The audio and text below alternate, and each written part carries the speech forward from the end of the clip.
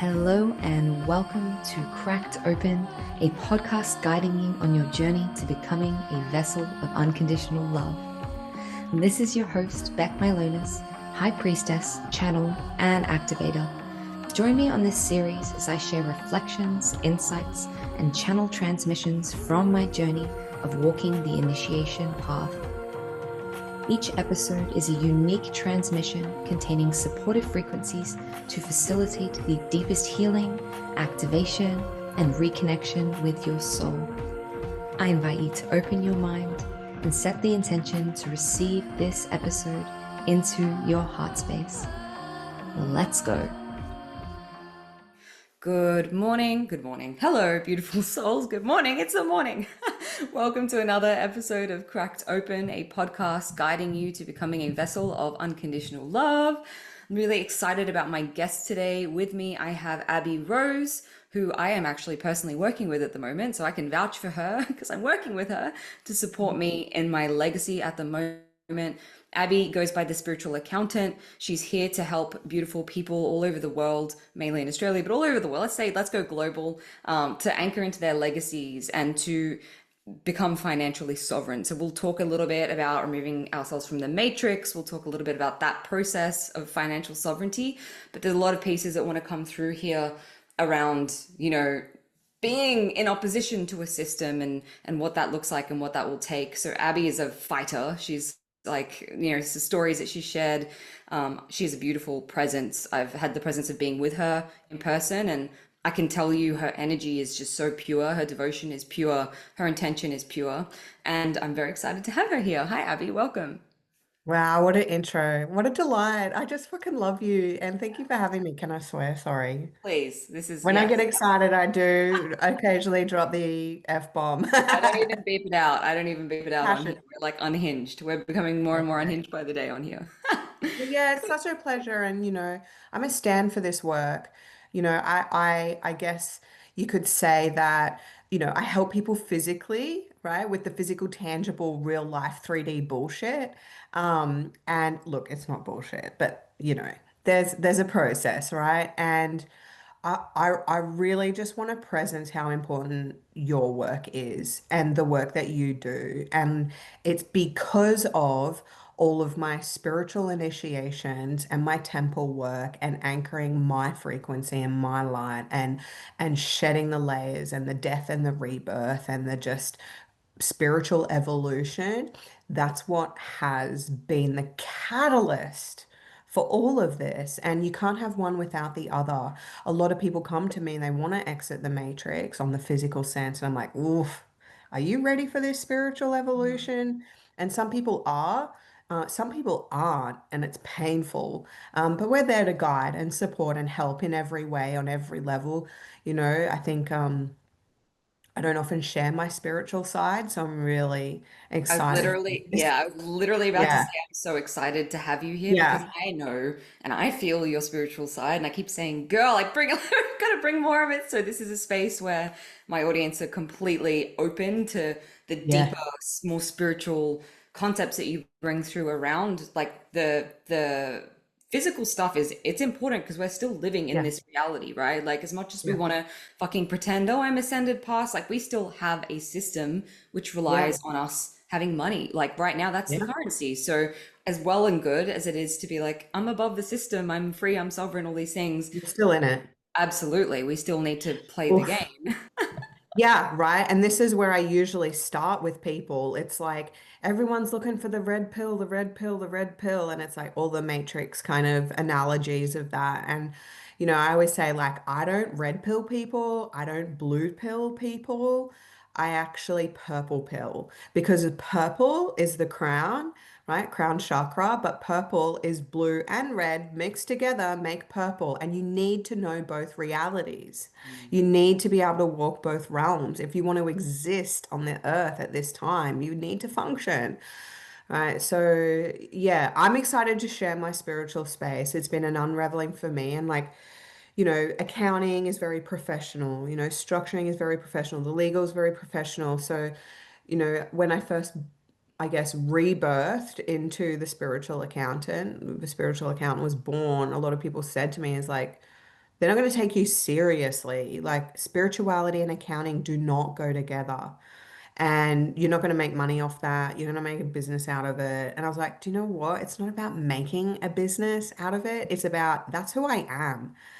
I'm fucking spiritual and I'm an accountant. I love business. I love business. I love commerce. I love, right? And it's because of that combination that my legacy on this earth is to literally help people escape, or not even escape, but move beyond the false matrix and the false systems of business and commerce and money and this and that.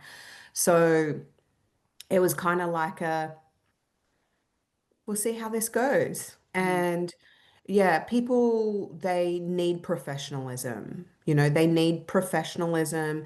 They need to feel held and safe.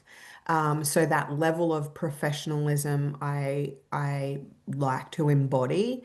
And sometimes I just put hints of my spiritual self throughout it. Um, but yeah, I think this is something with us working together where you're like, Abby, let it out. And I'm like, really? I'm Yeah. like, yeah, I want to let it out. But those who work closely with me do get to see like full whole hog spiritual accountant in all of her work. Mm. Um, but the front end marketing, we keep it a bit professional.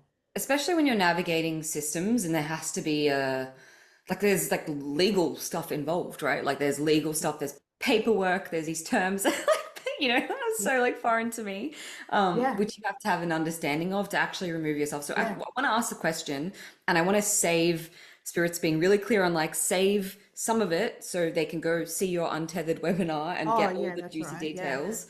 But if you want to explain the process that you're helping people to like what is yeah, financial sovereignty and what yeah, is the concept behind that and what are you helping people yeah. to do? Okay, so firstly, right, there does need that level of professionalism because there's legal terms, right? And there's like this sovereign citizen movement. Now, I've been labeled in that bucket of sovereign citizen. And when people think sovereign, this is another program or another filter, or like the concept sovereign citizen in and of itself is actually an oxymoron. You can't have a sovereign citizen. A sovereign means free and autonomous. Mm. Citizen means you belong to something, right? So how can you be a sovereign citizen, be free and autonomous, belonging to a country, like belonging to anyway, I won't go too far there, but um, being tarnished with that is like, you'll see the TikToks or the YouTubes with the like, the bush lawyer out the front of the courthouse in his pluggers going like, free Australia, I'm the living man, blah, blah, blah. And no one can take that seriously. Hmm. Yeah, so I guess there's this level of like, when I explain things the way that I do with my background in business, in accounting, in tax, in legals, in agreements, in commerce, in all of these things, I can speak to it in a way that people understand without that filter of like sovereign citizen, bush tucker, renegade kind of thing, right? So the media tried to portray me that way, right? But I think if you look at what happened with that was, you know, it was really interesting when those articles first came out. It was like, yeah, I had a lot of hate come my way. What But articles, context, because my audience might not know you and might not know what I know the articles that you're talking about, but what were for they sure, slamming? for sure. ABC did a hit piece on me. Actually, they did two. 2 years ago, I was, funnily enough, reported to the ABC. All of my stuff was leaked to the ABC via my XPA. Thanks very much. So they had kind of insider knowledge and they wanted to release this article about me and about financial sovereignty, right? So financial sovereignty is a journey that we take people on where you learn the truth about the system, about money, about business, about commerce, right? And how the Australian economy operates and how money is created and how debts are created and what your role in that is. So it's kind of like our whole life we've been fed one side of the story. And throughout my journey, I learned and uncovered the other side, the truth. And, there's a lot of myths that I debunk. It did get labeled, sovereign citizen, tinfoil, conspiracy theorist. And it's really easy for people to believe that, Mm. right? But I had to like anchor in to what I knew to be true. And with the evidence of it in reality, just keep showing people the truth. So, financial sovereignty is a process of restructuring your business out of the public sector, which is public commerce. So if you have a tax file number, if you have an ABN, companies, trust partnerships, it's like when you go to an accountant or a solicitor, they're setting up your structures. And these structures are registered to the Commonwealth of Australia. Therefore, they are governed by the Commonwealth of Australia and the Corporations Act, which is a company, right? So if you think of Australia as this massive pyramid marketing MLM scheme, right? And the people at the top make all the money, and the bureaucrats who make the decisions in different government organizations and industry associations get six, seven, figure incomes to make little to no decisions in these higher places. Like no one gives a fuck. They just care about how much money they're getting. And this is why we see problems, right? Problems with how tax is collected, how it is spent, how it's appropriated, problems with food, resources, problem with healthcare, problem with education. Like literally, there is so much going on. But then, right, we don't focus on those problems, right? We want to focus on the solution. And politicians aren't here to save you. The government is not here to save you. No one is here to save you. Stepping into true sovereign autonomy and your legacy, why you were born, is that journey of financial sovereignty. It's like uncovering what your true essence is, what you're actually here for, because we've been tricked into this system of striving for money, right? Which Yeah. is not energy. Mhm. Let me just like, guys, write this down. Money is not energy. You were Yeah. tricked. Money Yeah. is not energy. You were tricked, Can I right? just jump in for a second and share Yeah. this huge download last night? And like it's a concept I understood and got, but like Spirit came in really strong and was like, you are coded for opulence. Like it's in your fucking DNA for you to be abundant. Stop asking, what do I do to make more money? Where do I, like how am I gonna get my 50K months? Like, because that's what I've been like, what can I serve? Or what can I offer? Spirit said, stop fucking doing that and ask every single day, what can I create? And be in this erotic, creative, magnetic energy of just what wants to move through me, what wants to come alive, and you will naturally attract money. Yeah. And I was like, what the fuck? It's like, stop asking, Yeah. stop You focusing on it. will. Like, Yeah. stop. Yeah. Yes. So, Yes. Yes, babe. I love that. And it's a process of unraveling because, when we detach from money, right, there's a beautiful nuance in that. It's like learning what money is, right? Because we've got to be detached but attached at the same time. Because as leaders who want to make opulence, mhm, right, why do we want that opulence? Why do we want that wealth?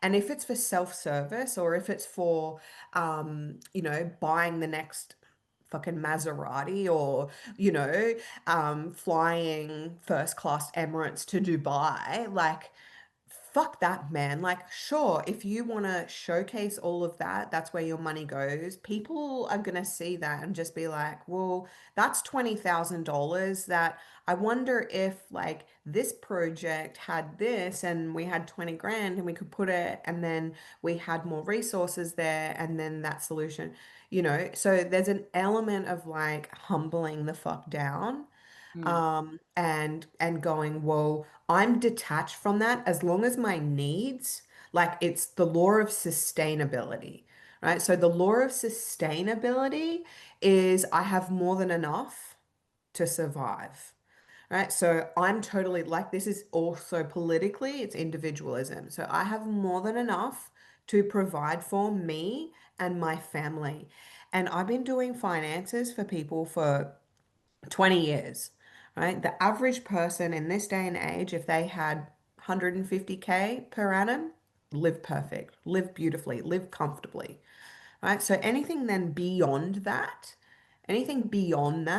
is like, okay, well, what are you going to do with that? Because I promise you, when you're connected to legacy, true legacy for humans and true ascension and true, you know, wanting to do good, now how you actually calculate that or put that into, no one can really, no one can, right? There's all ripple effects. But if you naturally want to do good for other people and you want to service other people and you want to be part of the change that we are very much in right now, then that money's coming. That money is absolutely coming because God wants highly evolved, spiritual, good humans that are making fucking changes with their money. Because the people in the power now who have the ability to make those changes are not doing it. Because A, they don't care. Two, they're fixated on their own wealth and success and requirements and position of power, right? So there's going to be a huge flip, man. I can sense it. And I'm like, when you can feel that opulence coming in, I always just detach from that and I'm like, fuck, I'm excited because we got a um, wellness center in Perth and then another one popping up in Trinity Bay and another one in Bendigo. And I literally was on a phone call with someone yesterday with integrative health. And like, if we just take that one thing and go, imagine if we replace doctor clinics with integrative health clinics. And we had all of these, like, because people are waking up and they're learning the truth. They know their bodies are telling them. Not everyone's waking up, but those who want to learn. So we need these things. You can't deny that we need these things. We need better solutions for schooling, better family dynamics. We need better, like, there's so much. So yeah, it's just like I forget the question now. I think Spirit's cutting me off and saying you're talking too much. Um, but yeah, it's financial sovereignty is just moving with that change, Mhm. being part of it. Okay, so on the flip side, then, let's go down a little bit of a rabbit hole because I think it's important to know what has been and what like how the system has worked to for me it's like enslave us, right? I think it's important. There's a Sure. lot of people who are like, no, don't focus on it, don't pay attention to it. It's like, but we have to know what has been done so we can remove ourselves, right? Like For that's sure. actual. You have to be aware. Absolutely. You can't just be like, no, Yeah. but then you've still like signed off your life, right? So let's talk about Yeah. what the system was and how it worked Yeah. energetically, um, Yeah. and how the system has functioned to enslave us and keep us separate from this Yeah. essence that we are, this creative force or our truth that we're here to create and serve and do amazing things. hmm So slavery has been around since the dawn of time, right? Or I guess the Roman Empire. But if we want to go right back, okay, guys, just note, caveat, this is purely downloaded information from source, not anything researched on the internet. I research current times, um, but it's like I work with my team as well, and I have a galactic team, and you know, they drip feed me information when I'm ready to hear it. So I had this beautiful experience, and it was the Lionsgate portal, I think, 2 years ago, because currency is such a cosmic currency has been a huge thing that I've been uncovering over the last, fuck, I don't even know, 7 years longer. And it's the knowing of what is happening with our currency in today, and then learning about how this all came about. And it's not anything I found on Google. I don't have any resources. This is just direct from my team. So it comes back to 33 AD, right? So 33 AD was when they had the crucifixion of Jesus Christ. Yeah. Um, and, I'm not like, let's not go down the religious kind of deep dive, but this is my understanding of what's happened. Like, ever since then, ever since the Roman Empire came in, this is where they brought in the first currency, right? The gold currency attached to the Roman Empire. And it was 33 AD when they brought in Jesus Christ, the Son of God, to replace Ra, the god of the sun, right? And the slavery was built from that, the Roman Empire, the first currency that they brought in to start bringing in wealth, right? To start bringing in systems and wealth. And, so it's been evolving ever since then. And all of the legal terminology in today's world dates back to, goes back to the Law of Nations. And the Law of Nations is written from the King James version of the Bible. So the original Bibles that were written essentially were laws. And if you think of like Ten Commandments, God's laws, so there's like this code, principle, ethics through the Bible, which then they systemized. And this is where we now have acts and statutes and legislations which create the rules that we must follow, right? So essentially, what they did was they dehumanized Ra, the sun god. God of the sun. And if you think about the sun is where we get our energy. You go and stand out and put your third eye in the sun and you will charge up, right? The sun is a huge source of energy. And we as human beings, like that's our currency, that's our energy. When we can increase our charge, we can then do more. Right, so they replaced the sun god with the um, son of the God, right? So Jesus, so they were humanizing energy, currency, and value and creating laws around that. Now, I don't have any good or like none of this is good or bad, right? None of this is right or wrong. But what has happened over time is we've lost ourselves in it. And the slavery that we see today, while it looks different, it's pretty much the same. I want to We're just add, because repeating I've been cycles. receiving so Yeah. many, as you're talking, so many extra, everything you said is like bang on. But I actually personally, I see it going, I was being shown way further back from like to the Anunnaki. They came here to Yeah. find So, gold, right? right. Gold is So, the golden, it's like, yeah. So I'm feeling all these like things coming around. yeah. Oh man, we could go there. So this is where my current journey is leading us to is like it comes to the dawn of humanity, right? The dawn of humanity, funnily enough, can date back to the lands of Western Australia. And even on the east coast of Australia, there is rainforest that dates back to 180 million years. And if we look at the dawn of humanity, it's connected to the Seven Sisters and the Palladians, and it's also the Egyptians. It's connected to the Egyptians. So you can go into these story times with the First Nations and the Aboriginal tribes here. They have very sacred messages, and I believe that the true currency, gold is in us. We are Mm. the gold. The gold goes actually through us, and you can actually learn how to make gold as well. And it is a finite resource. Yes, I will say that, but the amount of gold that we have in our land that hasn't even been mined yet, there's a JORG report that exists, and Australia alone has $23 trillion worth of gold in its land that hasn't even been mined.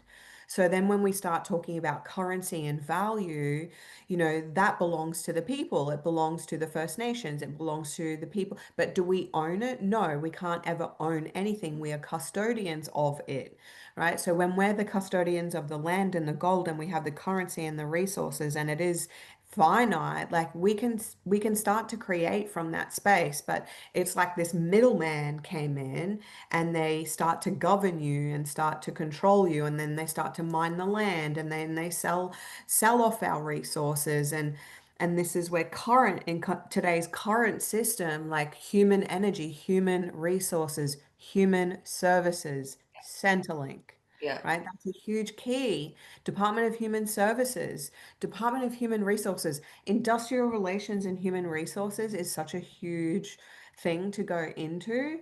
But we are We're the the energy, we're the the currency. workforce. Yeah, We're the, and we that are goes the back to being currency fucking slaves because it's our energy that's mining the we're gold, giving away for right? sure, for Hmm. sure. Yeah, so there's heaps of stuff on this, and I guess it's just been I'm a bit of a nerd, so I love it. And I love uncovering, and I love just sharing the truth. And it's not about, there's no fight, right? So it's not fuck the system, it's not fighting anything, it's not proving I don't have to prove myself to anyone. It's like I have been born on this earth at this time, and my only goal is to make sure that my kids have a beautiful life and upbringing, and they don't inherit the problems that we have, and just working towards a better world, and leaving the world a better place than when I was born. So I think we're seeing a lot of shit dismantling at the minute too. So like if people, they will resort unconsciously to fear. And I feel like that's because what people have been programmed to resort to. It's like our natural reflex is fear. You fear what you don't know. And that's where people project all their bullshit and stuff because they're afraid. And I just see that with so much compassion because, in my own spiritual journey and the breakdown of my ego and the identities and my accountant self and my human self and my mother self and my business self and all my selves just dying 1,000 deaths. I know what it takes. And and it's looking at you and your shit and what you're doing and doing it differently. And the fear is what keeps people stuck. The fear is what people keeps people in compliance. The fear is like, I don't know what's on the other side. I don't know what this looks like. What if they come for me? What if I go to jail? What if they freeze all my assets and take all my money? Like, so what if that happens? What if that happens? And I think that's what got me through it. It was like I felt the full force of the system, and I had that fear. Trust me, I had the fear. But at the end of the day, I was like, they can take whatever the fuck they want. Will they ever take my freedom? No. Will they ever take my truth? No. Will they ever stop me? No. Because it's not just me saying this stuff now. Everyone else is jumping on the bandwagon, and I love it. Share it. People need to know. Yeah. It's almost like But someone needs to go and be the strong one to give the others permission. And yeah, it's going to lead us into and head in this direction of the opposition you faced to do this and to stand up and be like, fucking take everything, Like, and I've had to do things in my life where, I've gone directly against the system through the unnamed time which we had recently. I did some things which had me being like, oh, maybe I'll be locked up for this. yeah, And that caused a lot of fear and panic at the time. And I was like yeah. this inner conditioned of like conditioning from all these past lives I've been locked up and all of that. And I think a lot of people Mm. to this have had and have had to come up against the system in whatever way, shape, because they're saying things that go against the system. I mean, look at Jesus. Jesus was hung for his, People. for his people, for his legacy, for what he's here to anchor. So I guess Yeah, what messages do you have for people of like encouragement yeah, from what you've gone through and how that's made you more resilient to keep yeah, showing up and keep doing what you're doing, even if yeah. there is this actual real threat. Because like some people's missions, there are real, like they're uncovering some shit that's like been in the dark for a long time, and that sometimes has like a bit of backlash. You know, people aren't ready to receive it. I know personally, my energy triggers a lot of people and brings up their darkness. So I know it personally, but yeah, I'm just, what's your opinion on all of this and Yeah, why? so that's the Messiah concept, right? So Jesus died for everybody's sins, and I get that, and I like respect that, and it's like, thank you, Jesus, but I never asked you to do that. Mhm. So, I feel like I'm tapped into a bit of a different consciousness level in that, and it's like, even if you look at that concept, it's like Jesus died for everybody's sins. Is that sovereignty? Like, if I'm going to sin, I'm going to die for my own sins, Mhm. and I'm not going to drag people kicking and screaming into higher levels of consciousness. You either want a Jesus Messiah to take care of all of your problems for you, or you're going to own it yourself and be tapped into higher levels of consciousness. Now, it's But not for to say that context, it Jesus. was more just like the people were coming after him was more why I was sharing. Oh, yeah, yeah, yeah, yeah, yeah, yeah, That yeah. was the So, line. yeah, People yeah, would come after, right. No, not the yeah, hate that's that everybody was absolutely saying true, about him. right. But this is part of it, babe. This is part of it because when people are coming at you and you have like undertones of this Messiah complex or Mm, of this martyrdom and wanting to help people, because trust me, I was there. I yeah. wanted to help people. I wanted to save people. I wanted to, walk them across the bridge of 3D to 5D. Mhm. And it came from a really pure place in my heart, but there was still places where I was outsourcing that energy. And it was like I was dragging people kicking and screaming. So then they would put a pedestal on me. They would like, oh, but you can do this and you can do that and Abby can do this and you have to do that. And like, I'm not sovereign until you do this or show me how. Blah, blah, blah, blah. And it was like, I can show you, but you've got to walk the path yourself. Yeah. Um, and I had a huge like breakdown around that complex because I had to really let go of that desire of wanting to help others. Because if you even look at where desire sits on the emotional scale, so now it's kind of just like, you know, I'm a beacon for those who want to walk it. I can't drag you kicking and screaming. Like, you've got to go at your own pace. Otherwise, like, spirit will throw life circumstances at you. So it's how you navigate that. And it's not that, having a martyrdom or messiah complex or, the Jesus, like, and don't, I'm not saying that's a bad thing because there's a lot of people who have that and do really fucking good shit in the world.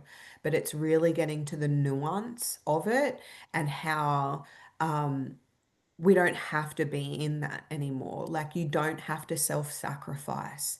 You do not have to give more of yourself for the sake of others. Just be who you are. Do what you do. Know Mm, what you know. Share what you share.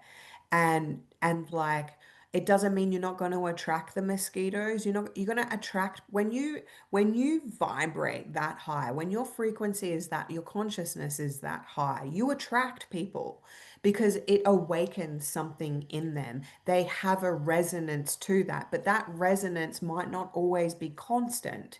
They might have a moment of resonance and then they drop back into other waves of frequencies, right? So this is where you can't drop yourself to the level. They've got to meet you up there. And sometimes it's just a momentary meeting, and then sometimes it becomes a constant wave at that level. So yeah, I just made that decision to, be the beacon for people and just keep focusing on what we're doing and how we show up and guiding people and having the boundaries around that because I'll be fucked if I'm going to be dying this lifetime for this legacy. yeah. Like, I'm devoted to this, but it's not going to cost my life. No way. No, it's amazing aligned in the sand because I think a lot of us don't have that line in the sand, and that's why we don't show up because we're like, fuck, I don't want to like it. And it's like, it doesn't have to be like that, you're right. And that's the Mm. message that I've consistently gotten from spirit. yes, many lifetimes it was like that, but this time doesn't have to be like that, and you can choose it to be different. So Yeah. that's a beautiful Because it message. works in divine harmony and balance, Hmm. right? So if you're giving or over giving of yourself, you're going to have the counter of that, right? To bring you back to balance. So if Hmm. you're over giving, you're going to have someone that's taking to the same degree that's testing you to try and bring you back into balance. Yeah, yeah. There's give and receive. What's your opinion on the give and receive cycle? How do you see that? Yeah. Oh, I could do a full 90 minutes on this alone. And I guess it comes back to when I was learning about relationship dynamics, right? Because I feel like when you're coming back to wholeness, it's the yin and the yang, right? So it's the plus and the minus, the yin and the yang, it's the light and the dark, it's the masculine and the feminine. And this work is very important for this work, right? Because when you come to full sovereignty, it's like relationship sovereignty too. So, you have give and take, and you have allow and receive. And then you have the integrated and unintegrated parts of those, Hmm. right? So coming back into wholeness for yourself is finding the energy in which you sit in, right? So there's a lot of people that talk about masculine feminine dynamics and they're like, "Oh, you're masculine," or you're showing masculine traits. And I'm like, can I just say so? I don't know. Some people might not like this, but this is just my opinion. Masculine, feminine doesn't matter. Like like actually, like when we're born on this earth, we have more of a feminine energy or a masculine energy, right? It's one or the other. But in the feminine, you can have dark fem and light fem, and then your light fem can be integrated or unintegrated, and your dark fem can be integrated or unintegrated. But at your core, you're feminine, right? And I feel like it's the same for the masculine, right? So when you're understanding polarity and the differences in behavior and these integrations, you can come back to wholeness and Hmm. the truth of who you are. So it's not that I display masculine traits, it's that my dark feminine in unintegrated spaces can sometimes be really fucking manipulative. Hmm. Yeah. Do you know what I mean? Yeah. So I guess it's just like we got to come back to the wholeness of it all, the wholeness and what is your wholeness, the Mm. light and the dark, there, all of it. It's all of it, all of it. Mm. Which is also why I love what you were saying earlier about, like not like the system's perfect and not to be angry and all these things. Like it is what it is, and it's almost like in order for there to be a hero, there has to be a fucking villain, right? Like For in order for us sure. to be sovereign and for humanity to gain sovereignty from the system of enslavement we've had since the dawn of time, it's like we almost need something to push us to wake up and remember we were For always sure. sovereign. For We were sure. always destined. We were destined to have Well, it's this. like shadow work, right? You have to see the darkness, right? So the system has light and dark. I Mm, get to see the darkness of it, and I think that's where I really struggled. When I was stuck in the trenches for 12, 18 months in the darkness, the dark side of the system, like I saw, the brutality of the system and its enslavement and how it governs and just policy and the full weight and force of it. And because I saw that darkness, I got to anchor the light in it, right? I got to anchor my light, my legacy through that darkness, and that's what got me out of it, right? So then I now make sure I have a balance of both because there is a light side to the system. The system's not broken, it's just the people running it. mm. What's the light side? I've never actually, let's go there. What's the light side of the system in your perspective? Absolutely. Okay, you want to go there? Yeah, because Okay, I've yeah, yeah, never yeah, focused yeah. on it. So a light side of the system, right? So one of the things that was thrown at me during that dark period, So I had a successful co-parenting relationship with my children's father until such time where my assistant decided that she would then go and speak to them and create controversy. Hmm. And, some women thrive the drama. So his partner at the time attached to that. And they just created in their mind this perception of me based off secondhand information from someone who had a position close to me but was using that position and fabricated stories and which were, I guess you could say, overinflated versions of the truth to suit her narrative, right? So as a result, there was a huge breakdown and it was very painful. Not only did I suffer, they suffered, the kids suffered. Like no one wins. No one. No one wins from that shit. And it was a really, really, really fucking tough thing. And one of the things that happened, they reported me to child safety. And like I was absolutely like that, the news of that fucking debilitated me. Like Mm. everything I do, like I know I'm busy and I work a lot but everything I do is for my children. And I don't share them on social media. I keep them very private, but everything I fucking do is for them, and I'm not a perfect mother, but I think that, I do the kind of 70-30 rule, if you're a good parent at least 70% of the time, you are doing so well. Like, no one can be perfect. No one can be 100%. Yes, I yell at my kids. Yes, sometimes I lose my shit. Yes, sometimes like I feel stressed out, but fuck, I love my kids. They're everything they have. They're provided for, their food, their clothes, their shelter, their schooling, like their extracurriculars.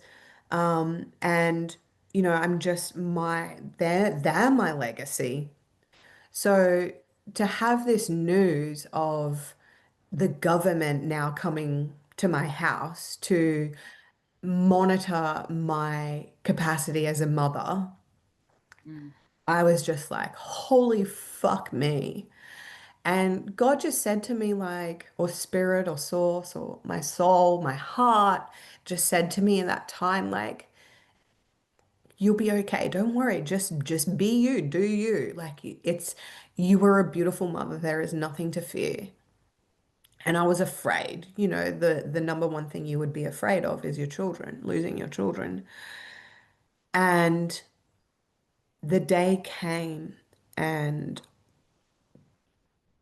um, it had actually been referred to another department, right? So child safety, because they had two reports, they had to act on it. And instead of child safety coming, they sent another department.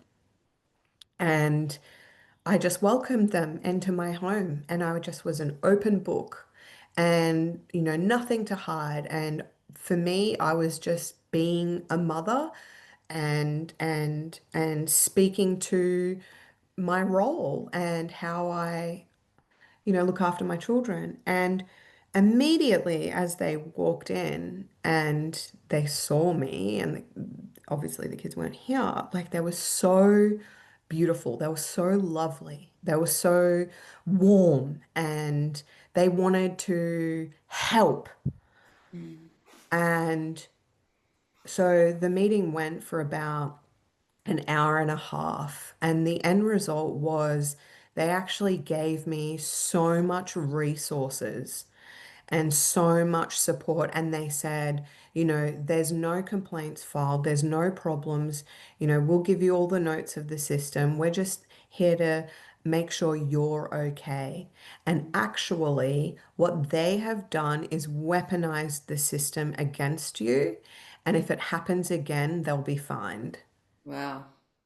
So, you know, that was really tough, and I had to reconcile in my heart where another mother could put a mother through that.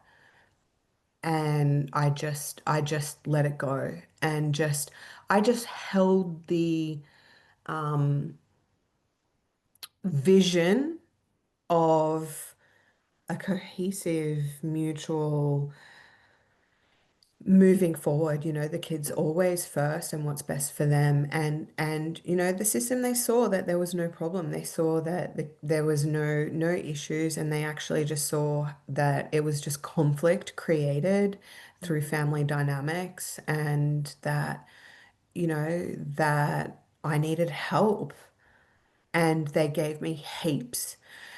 So free legals, there's so, then we were saying like they mentioned DV and all this sort of shit. And I'm like, and then I started to see, I'm like, oh, hang on a second. Hang on a second. If they offer me these services, I can see how like they then profit off of that, Mm. right? So I didn't engage because I understand, the minute you bring the government in to family services, they then can have agency over your family dynamics, and Wow. they actually profit off of it. They profit. So the system profits off controversy, especially family controversy. So the family court is in the courts of equity, right? It's federal. Why do you think is that? Why do you think that is? Right? The family unit is the most important. It is the most important. And this is where I feel a lot of people, they want sovereignty and they have problems in their family unit. And it's like, this will clear it up, but it won't be overnight. Hmm. It won't be overnight, because if you genuinely have the best interest for your children and you don't have resentment, anger, retribution, significance, I deserve this, you hurt me energy in that dynamic, then you will find sovereignty in that. Like, you will find peace in that. And I think that takes a lot of work, a lot of work. And I'm not here to, I have a lot of people come to me with CSA problems, like child support. And to be honest, you know, I come from a tax background, but how CSA is linked to tax, like it is the most deadly organization in Australia. It is the number one cause for family controversy and breakdowns and men's suicide No. than any other agency. Like, people come to me because they want to kill themselves because of ATO debts, but the amount of men that come to me because they want to kill themselves because of the family controversy and CSA, Mm. like, they are like, that's a whole other podcast. Yeah. Mm, mm, Heavy, heavy territory. But thanks for right. speaking into it. And thank you for Yeah, speaking into it is beautiful to know that sometimes the system has our back. And things it like does. welfare can be helpful when in Australia, there are certain things like healthcare and welfare and things that For are sure. amazing compared to other places. Free education, we're doing really good. So it is Mhm. easy to shit all over the system and be like, it's evil, it's bad, I don't. But then we're also in ways many lucky to be here. So, um, Well, it's realizing and knowing the truth about it, yeah. right? So that luck doesn't come from the system, it comes from you. And Mm, when you know who you are, you know what you're entitled to. You know your health and well-being is the government's number one priority. yeah. Number one, community service, the health and well-being of the citizens of Australia. Hmm. So when I look out there and I'm like, yeah, there's services for health and well-being for sure, but it doesn't even scratch the surface of the actual well-being. And now we've got a twist of, like, in the health space and the well-being space is like they just see it as profit. Mm, People aren't getting the health and well-being that they actually need. mm, mm. Yeah, but that's also, it's great that now there are initiatives coming out for, these Whoa. healing Yeah. centers, things like that. And I think that's where we're headed. And so that's why more of us need to be well resourced to be able to Yeah. do things that are helpful, are supportive. Beautiful. There's been so much we've covered. I'm feeling I need to get out in some sun. So I'm gonna start to wrap it up. But are there any final messages that you're feeling want to come through? Anything you absolutely must share before we? Yeah, like it's just, we can talk about the dark and the light side and all this. At the end of the day, it's the anchor point. And the anchor point is your legacy. It's your mission. It's what you're here for. The number one thing, what is it that I normally say? I say it's The the day that most, you discover yes, the what day that you're born, right? So the most important day of your life is the day that you were born. The second most important day of your life is the day that you learn why. hmm Yeah, letting that land. It's so true. Um, thank you, Abby. I would recommend everyone go check out her free Untethered webinar. You do the monthly. It's a Mhm. wealth of knowledge. There's so much juicy knowledge in there. Abby and I actually recently did a ceremony called Oh Unplugging yeah. from the Matrix. I think I might put it up, and I'm by the time I do this, if I remember, there may be a link down below to access that and go through it. I go through the energetic unplugging of all the things that Abby talks about. But if you want more information on this process and support from her team, please check out the Untethered webinar. Abby, it's been a pleasure to have you here. You're such a wealth of knowledge and you've really impacted me positively. So I'm super happy to have brought this forward. And yeah, guys, thank you so much for listening. It's been super enlightening. Go put your feet on the earth and ground all of this. It was a lot of information coming in, a lot of codes as well. Abby, like me, is also an activator through voice. So lots of things maybe awakening I could feel when we were talking about the origins of humanity and that's what there was a lot moving in my solar plexus in my center, right? Lots of raw codes coming through. So there definitely was an active, you weren't imagining it if you felt that. So thank you, Abby, and thank you, everyone. Until next time, beautiful souls, I love you. Thank you for listening to another episode of Cracked Open. Don't forget to hit subscribe and share with a friend if this episode has served you in any way. For more information about the work that I do or to get in touch with me, read the show notes or head to beckmylonas.com. Until next time, beautiful soul.